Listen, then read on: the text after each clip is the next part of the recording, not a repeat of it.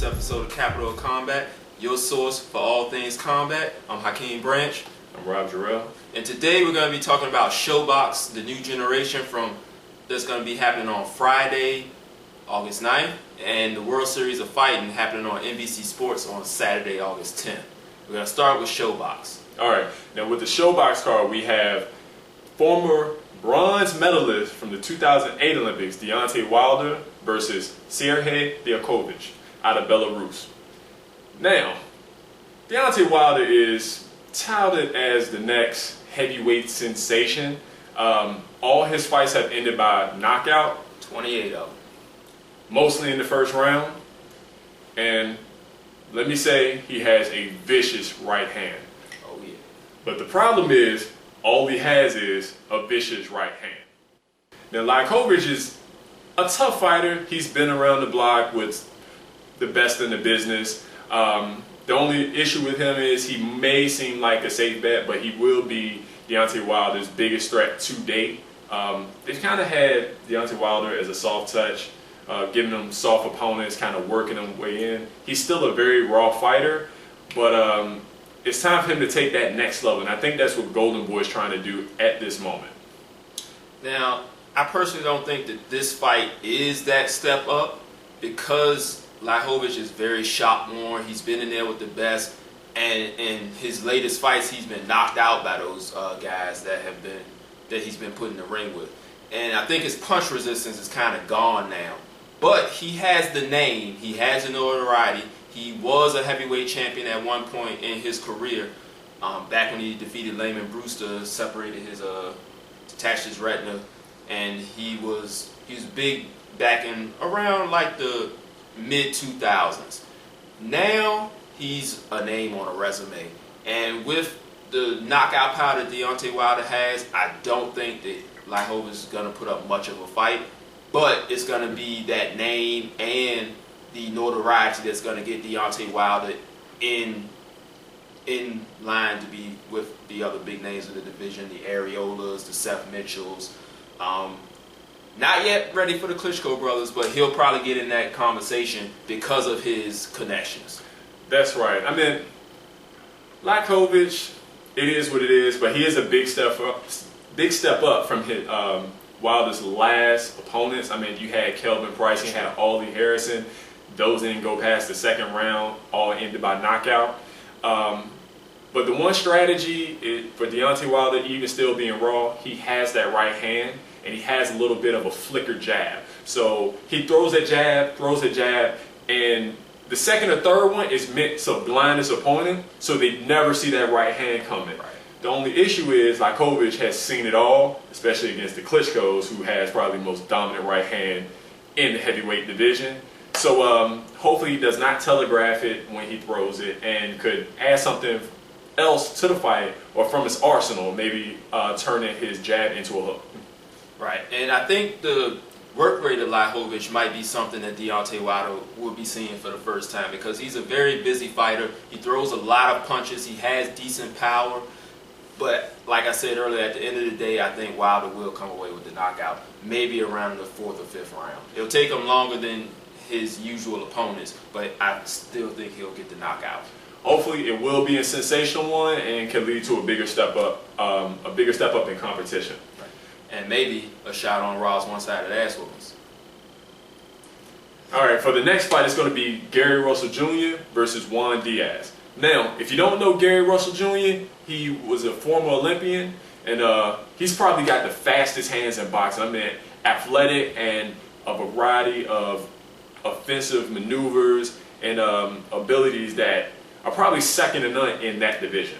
Oh yeah, his combinations remind you of Roy Jones back in the day. I mean, he'll throw 10, 12 punches, lightning speed, and those punches will have some pop on them as well.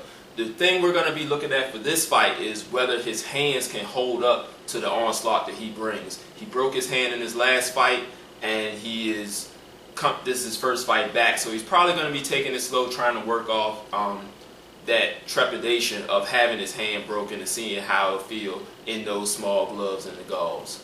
Well, the one thing I'm looking for as an improvement for Gary Russell Jr. is his defense. He's so offensive minded. I've seen him take some clean shots. But they didn't seem to affect him so much. He's been able to weather the storm. He looks like he has a good beard on him. But I would like to see more head movement and a little bit more foot movement and working laterally so he doesn't have to take those punches. Now, the guy he's up against is Juan Diaz. Juan Diaz is 27-11. He's had a lot of losses the past year or two, but he does have experience. And he's a guy that can take him rounds. He doesn't have a lot of knockouts, but he hasn't been knocked out yet, which means he's going to try to take Gary Russell deep. And Gary Russell, at the very least, can get him some rounds in, work on a few things that he hasn't worked on before. Right, and I think that's why he's the perfect opponent for Gary Russell, because he doesn't have the knockout power. That'll give Gary Russell the opportunity to work on the things that Rob just said, the head movement and the footwork to work those angles, work his combinations, and be able to get some good rounds in, because Diaz is very durable and he'll be able to score a victory without worrying about getting hurt. That's right. If he can improve his ring generalship, then he's going to be trouble for any of the top fighters in that division. Which is 126. Now, the next thing we want to talk about is World Series of Fighting. That's going to come on NBC Sports on Saturday night. And Hakeem is really excited about this one. Yes, guys, this is a great card we got coming up here. We got Jay-Z Cavalcante. I've seen him fight in Strikeforce. He's a pretty good fighter. One guy to look out for, Nick Newell. He is undefeated, and he only has one hand. So from his elbow down is nothing. He just has his elbow, there's a little skin there. But he's undefeated. He won a belt in a minor MMA promotion. I believe it was the XFC. I saw that fight. The guy is a firecracker. He's going to come at you. He's got submission victories. He's got knockout victories. This fight should have some fireworks in it. I would love to see him knock someone out to be part of my ass whooping segment. All right. And then next up is kind of a very intriguing match. We have Ray Sefo, who is actually the president of World Series of Fighting. He's in the same position that Dana White is in with the UFC. He is pretty much the face of the company, or maybe even Bjorn Rebney of Bellator. He's the guy that you see promoting the fights, doing the press conferences, out there with the fighters, but he's stepped down so he can fight. Now, Sefo is a huge kickboxing veteran. I mean, this guy has fought everybody you can think of: Bob Sapp, Ernesto Husco, Kansaki, all the guys, Badr Hari, the big kickboxing legends. He's fought them all, and now this is only his third fight in MMA. So it's going to be really interesting to see how his opponent can get him to the ground if he chooses to, because I believe that's really his only shot. If he doesn't get this fight to the ground, he gets finished. Well, I'm expecting big things out of Ray, and you got to respect a man who is a fighter by trade and running his own organization. Not so much Dana White, who trains, but Ray Sefo knows what he's doing. Oh yeah, and this is also he's had almost 100 fights on his record, so this guy is highly experienced. Now let's move on to the main event, which involves Tyrone Spong. Is another kickboxing veteran. He's been in the game for about 10 or 11 years now, but he's fought a who's who as well in the kickboxing arena. This is only his second MMA match, so he might have those same problems that I mentioned with Sefo. What's going to happen when he goes to the ground? He's fighting a guy by the name of Angel Diana, who's about 11-2, and he's a decent guy. I think he's on a 4-fight win streak right now, and he says in the build-up to this fight that he's going to do whatever Spawn wants to do. If he wants to stay up, he's going to stay up. If he sees the opportunity to take it to the ground, he's going to do that. And honestly, just like I said with the Sefo fight, I think his only chance is to take it to the ground. Tyrone Spong has had over 80 kickboxing matches. He's had one MMA match in the first World Series of Fighting. that ended in a vicious knockout. He dominated the guy, but the guy he was fighting was a boxer. So this guy was all stand-up as well, which played right into Spong's wheelhouse. He kicked him in the face many times, knocked him out with a vicious right hand. But Deanna is a different animal altogether. He's got more experience. He's got more experience in the MMA arena. So Tyrone Spong's nickname is the King of the Ring. We're gonna find out on Saturday how he does in the cage. Well, we'll see how his kickboxing translates to the ring in MMA. The one thing I would say, if he can sprawl, he'll last. And with his hands and his experience and his feet, he should do pretty well. Yes. So check out that card. It's going to be a great card. SHOBox is going to be pretty entertaining as well. I think it's a quadruple header, so you're going to have plenty of boxing to watch. Set your DVRs, get ready, get your popcorn, get your soda, sit down in front of the TV, and have a good night. Well, that's the latest episode of Capital Combat. Please subscribe, leave a message, let us know what you want to talk about. We'll talk about it. If there's any ass whoopings going on, we're going to cover it. Thanks again. Good night. My demons are in a rage. Keep thinking that it's a game. I kick rhyme, hurricane. I told them I don't play. I'm liquid. Black Street Fighter.